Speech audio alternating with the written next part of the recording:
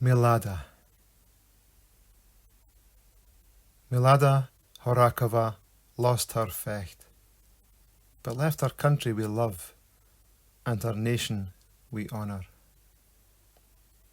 They marched her out into Dreich midsummer licht at Pancrat's prison and tied the noose ticht around her neck. In the war, she had sold with courage the men of the broken cross.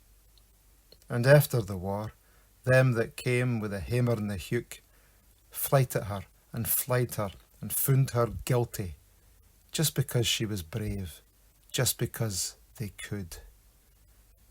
And when she spak at her trial in Prague, all could see she was cowped, but stunning yet. Already dead, but mair alive than the hoodies that sat in judgment and hid their blood-stained horns. In the town where Labusha once saw greatness, people, cigarette in mouth, watched a woman choke at the end of a rape for 13 minutes.